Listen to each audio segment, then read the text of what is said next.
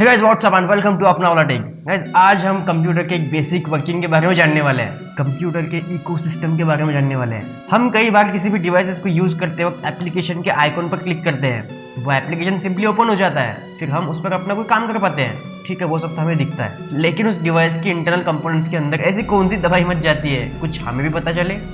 आज के इस वीडियो में हम इन्हीं सभी बेसिक चीजों के बारे में एकदम बेसिक से समझने वाले हैं। बेसिक कितना बेसिक, इतना बेसिक कि विनोद को भी अच्छे समझ में आ जाए।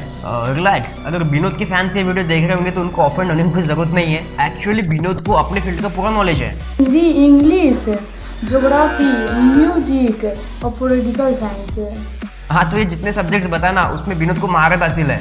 अगर विनोद थोड़ा टेकी बनना चाहता है, थोड़ा टेक का नॉलेज लेना चाहता है, तो भाई ये वीडियो उसकी पूरी हेल्प करेगा एकदम बेसिक से समझने के लिए। मैं ये कहना चाह रहा था गाइस, पॉलिटिकल साइंस। बाद में प्रैक्टिकल साइंस का क्या मतलब है? खाना बनाने के बारे में। अच्छा, बोले ऐसा होता है। जो भी है अपने को क्या। So back to our topic. अपने कंप्यूटर के स्मार्टफोन में तीन सबसे जरूरी चीजें होती है जिसकी वजह से ये सभी काम पॉसिबल हो पाते हैं। That is CPU, RAM and storage. सबसे पहले बात करते हैं स्टोरेज की। स्टोरेज क्या होती है? स्टोरेज में होता है आपका operating system like Android, iOS, Windows, Mac, Linux, etc। हमारे जितने भी फोटोज, वीडियोज, म्यूजिक, जितने भी मीडिया फाइल्स हैं, जितने भी डॉक्यूमेंट्स हैं, वो सब हम स्टोरेज में स्टोर करते हैं। सो आई गेस यार स्टोरेज तो सभी को पता होगा, उसमें कोई इशू नहीं है। अभी बात कर लेते हैं रैम की। देखिए, रैम भी डेटा को स्टोर करने का ही काम करती है, लेकिन रैम डेटा को काफ़ी तेज़ी के साथ ट्रांसफर कर सकती है।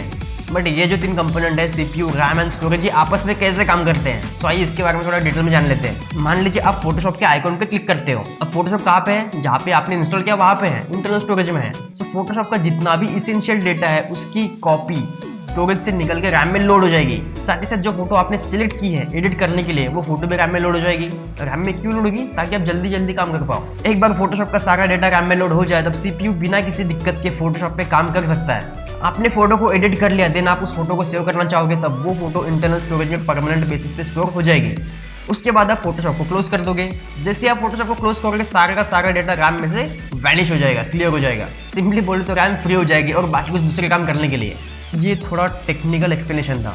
एनीवेज गाइस, आपको तो समझ में आ चुका होगा, बट विनोद का क्या? विनोद अपने फील्ड का एक्सपर्ट है, बट टेकी चीजें समझने में उसको थोड़ी दिक्कत जाएगी। बट उनके लिए भी मेरे पास एक कमाल का एक्सप्लेनेशन है। सो विनोद भाई, ये जो अपना स्टूडियो है इसे मान लीजिए एक कंप्यूटर, मुझे मान लीजिए सीपीयू, और ये जो अपना टेबल है इसे मान लीजिए रैम। हाँ, ये जो बॉक्स है इसे मान लीजिए स्टोरेज। स्टोरेज में कुछ इसेंशियल डेटा भी है फोटोशॉप से रिलेटेड। ओके, अभी हम करेंगे फोटोशॉप को लॉन्च। जैसे हम फोटोशॉप को लॉन्च करेंगे तब सारा इसेंशियल डेटा स्टोरेज में से निकल के रैम में लोड हो जाएगा, कुछ इस तरह से। जो फोटो या जो डॉक्यूमेंट हमें एडिट करने हैं वो भी रैम में लोड हो जाएगी। एक बार सारा डेटा रैम में लोड हो जाए फिर सीपीयू अपना काम चालू कर देगा। यूजर जैसे जैसे कमांड करते जाएगा, सीपीयू वैसे वैसे काम करते जाएगा। सो इन सभी टूल्स का यूज करके सीपीयू ने ये एक फाइनल आउटपुट बना दिया है। और जैसे हम फोटोशॉप क्लोज कर देंगे, सारा का सारा डेटा रैम में से क्लियर हो जाएगा। Okay, so now I am 100% sure कि अभी विनोद भाई को पूरी तरह से समझ में आ चुका होगा हाउ थिंग्स वर्क्स। बट ऐसे में काफी सारे डाउट्स माइंड में आते हैं। ऐसे में रैम की क्या जरूरत है? सीपीयू सीधा स्टोरेज में जाके अपना काम क्यों नहीं कर लेता? मतलब पहले स्टोरेज में से डेटा निकल के रैम में आएगा, फिर सीपीयू अपना काम करेगा, मतलब इतना तामझाम क्यों? सो इसका सिंपल आंसर है स्पीड। देखिए, जो अपने सीपीयूज होते हैं वो काफ़ी फास्ट काम कर सकते हैं। देखिए, सीपीयू को डेटा अगर टाइम पर मिले, डेटा अगर फास्ट मिले, तब सीपीयू अपने ऑप्टिमम परफॉर्मेंस पे काम कर पाएगा। हाई स्पीड वर्कफ्लो के लिए चाहिए हाई स्पीड रैम्स। कई सारे सिनेरियोज में सीपीयू को एक सेकंड में 10 GB, 20 GB, 30 GB डेटा इधर उधर करना होता है, और रैम्स की उतनी स्पीड होती है। बेसिकली DDR की RAM max to max 15 Gbps तक जा सकती है। एक ट्रेडिशनल DDR4 रैम 20, 25, 30 GB तक की भी जा सकती है। देखिए, जब हम रैम का एक डेडिकेटेड वीडियो बनाएंगे तब हमें DDR3 वगैरह क्या है, इसकी स्पीड वगैरह ये सब हम समझ लेंगे उस वीडियो में। ओके, मतलब एक सेकंड में सीपीयू 25 GB का डेटा प्रोसेस करके रैम में डाल सकता है, रैम में से निकाल सकता है। अगर हम बात करें स्टोरेज डिवाइसेस के स्पीड के बारे में, तो अपने जो बजट स्मार्टफोन्स होते हैं उनकी speed max to max 250 Mbps तक जा सकती है, अगर उसमें eMMC 5.0 है तो।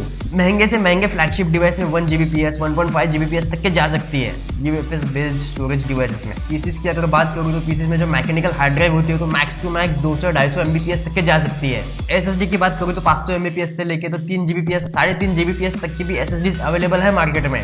3-3.5 Gbps, बट वो सिक्वेंशियल रीड राइट स्पीड है, sequential.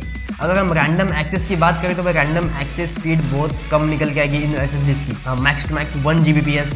And we don't know कि सीपीयू को कब और कौन सा डेटा चाहिए होता है। CPU रैंडमली डेटा एक्सेस करता है और वह रैम का नाम ही है random access memory.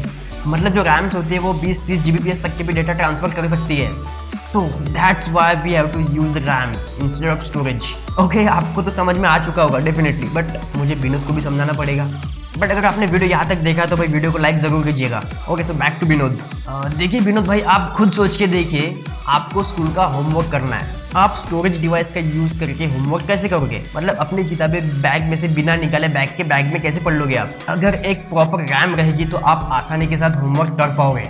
I think video थोड़ा लंबा हो चुका है, सो गाइस आई गेस कि आपको एक आइडिया लग चुका होगा कि आपके जो डिवाइसेस हैं वो कैसे काम करते हैं। देखिए वैसे CPU, रैम एंड स्टोरेज, इन पर एक डेडिकेटेड वीडियो जरूर आएगा।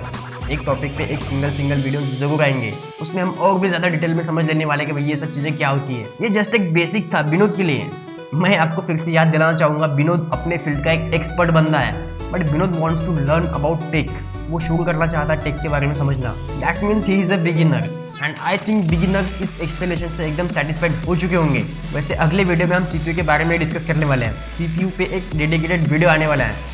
गाइस सीरियसली अगर आप मेरी वीडियोस देखना चाहते हो तो भाई चैनल को सब्सक्राइब कर लीजिएगा, नहीं तो आपको पता भी नहीं चलेगा मैंने वीडियो डाला नहीं डाला।